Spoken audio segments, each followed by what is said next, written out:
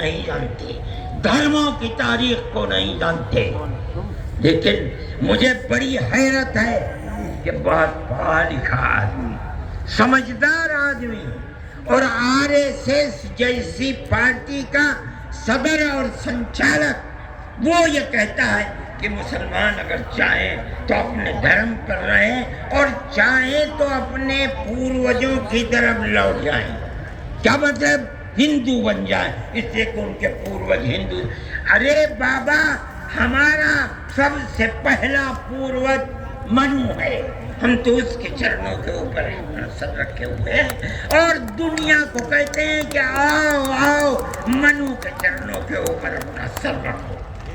ہماری یہ تاریخ ہے، ہمارا یہ دھرم ہے، ہم کو کیا کہتے ہو؟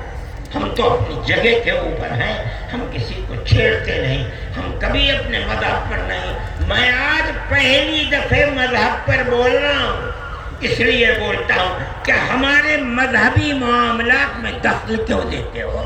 ہم کہتے ہیں تم جاہل ہو، تمہیں پتہ نہیں ہے، تم نہیں جانتے اس ملک کی تاریخ کیا ہے۔ ہم تمہیں بتاتے ہیں، اس ملک کی تاریخ یہ ہے کہ اللہ نے، اوم نے اسی دھرتی کے اوپر منو کو اتارا ہے۔ منو یعنی آدم کو اتارا ہے، ان کی بیوی ہم حوا کہتے ہیں، وہ ہموتی کہتے ہیں، اس کو اتارا ہے۔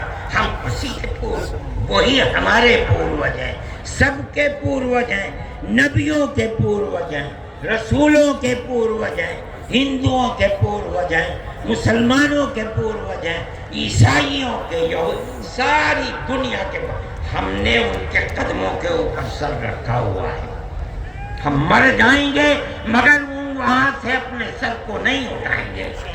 ہم مسلمان ہیں، ہمارا یہ عقیدہ ہے کہ اللہ یعنی اوم ایک ہے، اس کا کوئی شریک نہیں ہے۔ ہم 1400 سال سے اس ملک کے اندر رہ رہے ہیں، ہمیں کبھی چھیڑا نہیں گیا، ہمارے مذہب کو نہیں۔ تم نے چھیڑا ہے تو ہم تمہیں تمہارے آباء و اجداد کی تاریخ بتاتے ہیں۔ تمہارے آباء و اجداد ہندو نہیں تھے، تمہارا سب سے پہلا دادا پردادا لکڑ دادا سکڑ دادا وہ منو تھا۔ منو ایک اللہ کی، ایک قوم کی عبادت کرنے والا تھا۔ میرے بھائی، میں نے یہ بات اس لیے کہی ہے کہ تم اپنے اس ملک کے اوپر فخر کرو۔ جس طرح آخری نبی عرب میں پیدا کیا، ہر مسلمان کو سمجھنا چاہیے کہ سب سے پہلا نبی اللہ نے، اوم نے اس دنیا کے اندر، اسی بھارت کی دھرتی کے اندر پیدا کیا ہے۔ ساری نسلیں یہیں سے چلی ہیں۔ اپنے اس ملک سے محبت رکھو، اس ملک کا احترام کرو۔ شریعت الگ الگ ہے لیکن دین یعنی عقیدہ ایک ہی ہے، اور وہ عقیدہ اس دنیا کے اندر اسی بھارت کی دھرتی سے چلا ہے۔ لوگ راستے سے بھٹک گئے، وہ دوسروں کی عبادت کرنے لگے، ہم نہیں بھٹکے، بھٹک گئے تھے۔ یہ اوپر والے کا کرم ہے کہ اس نے پھر ہمیں وہیں پہنچا دیا جہاں ہمارے جد امجد منو تھے، جس کا راستہ ہمیں بتایا حضرت محمد صلی اللہ علیہ وسلم نے۔ اس لیے لا الہ الا اللہ محمد الرسول اللہ، یہی ہمارا عقیدہ ہے، ہم اس کے اوپر قائم ہیں۔ میں اپنی بات کو ختم کرتا ہوں۔ میں فرقہ پرستی کا مخالف ہوں، اور میں سمجھتا ہوں کہ اس ملک اور اس دھرتی پر رہنے والا، صحیح دماغ رکھنے والا فرقہ پرستی کا مخالف ہوگا۔ فرقہ پرستی کے ساتھ ملک میں نہ امن و امان رہ سکتا ہے، اور نہ اس ملک کے اندر چین و سکون کسی کو میسر ہو سکتا ہے۔ ہمیں اور آپ کو ایک دوسرے کا ہاتھ پکڑ کر چلنا چاہیے۔ آپ جہاں بھی ہوں، اپنے گھر میں ہیں، اپنے محلے میں ہیں تب، اپنے گاؤں میں ہیں تب، اپنے شہر میں ہیں تب، بازار میں اپنی دکان پر ہیں تب، اور اگر جنگل میں اپنے کھیت کے اوپر ہیں تب، ہر جگہ آپ کو پیار و محبت کا پیغام دینا چاہیے، قطع نظر اس کے کہ آپ کے پڑوس میں، آپ کی دکان کے پڑوس میں، آپ کے کھیت کے پڑوس میں کون ہے، اس کا مذہب کیا ہے، اس سے کوئی سروکار نہیں۔ یہ ہمارا دین ہے، ہمارے آقا حضرت محمد صلی اللہ علیہ وسلم کا بتایا ہوا طریقہ ہے۔ کسی انسان کے ساتھ ظلم و زیادتی کرنا، پیار و محبت کے بجائے دشمنی کرنا، اس کا مطلب ہے کہ وہ رسول اللہ کی زندگی اور ان کی تعلیمات سے ناواقف ہے۔ میں مولانا محمود صاحب کا اور آپ سب حضرات کا شکر گزار ہوں۔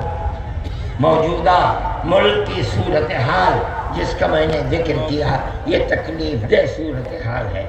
حکومتوں کا فرض ہے تو وہ اس جنجال اور اس دلدل سے ملک کو نکالیں، اور اگر خدا نہ خواستہ ان کا ذہن تبدیل نہیں ہوا اور وہ اپنے اقتدار کی بنیاد پر آپس میں نفرت کے بیج کو مٹا نہیں سکے تو اس ملک کے مستقبل کے خیر نہیں ہے۔ میں ہی نہیں کہہ رہا ہوں، مجھ سے پہلے جو دھرم گرو کہہ چکے وہ بھی یہی کہہ کر کے اٹھے ہیں۔ سمجھنا چاہیے، اور اپنی زندگی کو میں آپ سب سے کہتا ہوں، اپنے مذہب کی تعلیمات کو سمجھ کر، رسول اللہ صلی اللہ علیہ وسلم کی تعلیم کو جان کر پیار و محبت کی فضا کو قائم کرنا چاہیے، ورنہ تمہارے مستقبل کی خیر نہیں ہے۔ اللہ ہمارے ملک کے اندر امن و امان کو قائم رکھے۔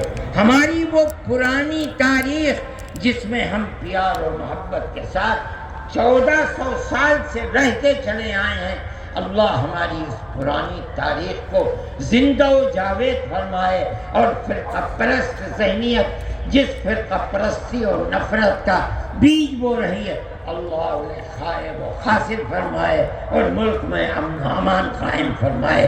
وآخر دعوانا ان الحمد للہ رب العالمین۔ جزاکم اللہ خیرہ۔ تشریف رکھے۔ ہمارے سامنے خطاب فرما رہے تھے امیر ملت اسلامیہ حضرت مولانا سید ارشد صاحب مدنی دامت برکاتہم العالیہ، اور حضرت نے موضوع پر جس خوبصورتی کے ساتھ کلام کیا ہے وہ انہی کا حق ہے۔ اللہ تعالی حضرت کی عمر میں برکت عطا فرمائے، صحت و عافیت کے ساتھ، اور آپ کے سائے کو دراز فرمائے۔ میں